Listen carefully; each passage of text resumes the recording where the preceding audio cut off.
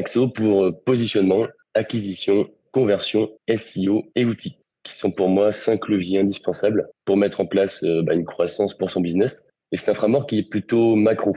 Il va vraiment concerner voilà, toute la mise en place du business à un niveau très macro, contrairement à du art, par exemple, qui va être spécifique à chaque canal d'acquisition. Et donc, c'est tout à fait compatible de cumuler ce genre de framework. Donc, si on prend ça un peu plus dans le détail, le positionnement, avoir un bon positionnement, pardon, un bon branding et une bonne offre qui répondent à un vrai besoin exprimé. Donc ça, c'est la partie positionnement. Ça veut dire savoir qui on vise, savoir ce qu'on vend, pourquoi on le vend, comment on le vend, en quoi est-ce qu'on est différent, comment notre cible nous perçoit. Voilà, c'est toute la base de le positionnement, l'offre qu'on va faire, comment on se différencie, comment on se fait remarquer. Tout ce qui est position, c'est un peu la base finalement de n'importe quel business où on va chercher à trouver sa niche, à trouver son public, à savoir comment on veut communiquer avec lui. Ensuite, on a l'acquisition. L'acquisition, pardon. Donc, c'est d'avoir une bonne stratégie d'acquisition qui soit adaptée à ta cible, à ton entreprise et à toi.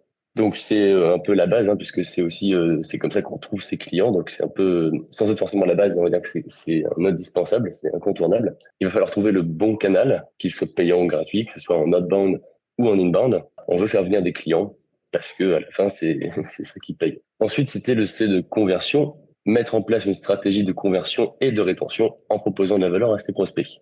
Ici, on va plutôt être sur la phase qui vient juste après l'acquisition, qui va concerner le fait de, voilà, une fois qu'on a des gens qui viennent sur notre tunnel, sur notre funnel, on veut les convertir pour faire des ventes. Pour ça, ce qu'on va vouloir faire, c'est donner de la valeur, faire du nurturing, créer une confiance avec les prospects. Et ensuite, une fois qu'on a réussi à faire la vente, on va vouloir mettre en place de la rétention pour garder les clients, faire en sorte qu'ils parlent de nous, qu'ils nous recommandent et qu'ils rachètent. Donc c'est un autre levier indispensable de toute croissance, parce que c'est bien beau d'avoir une acquisition qui vienne comme ça en continu et en nombre. Si derrière on n'est pas capable de les convertir en clients, c'est de l'argent jeté par les fenêtres ou du temps passé à rien. Ensuite, c'est le SEO. Maîtriser ton SEO pour maximiser ton acquisition et ta rétention. C'est complémentaire justement à la partie conversion-rétention, que personnellement je base beaucoup sur la partie site web.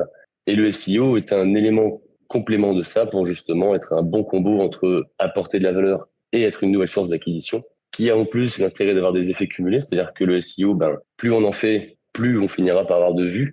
La courbe montera tout le temps, contrairement aux réseaux sociaux où c'est des dents de scie, parce qu'on ne sait jamais si le post de demain sera aussi viral que celui d'avant. Et c'est voilà, il n'y a rien d'assuré là-dessus, c'est un lancer de dés à chaque fois. Et donc non, le blog n'est pas mort parce que de toute façon, on va passer par des recherches Google bien spécifiques. Et Google est un très bon canal d'acquisition pour trouver nos clients.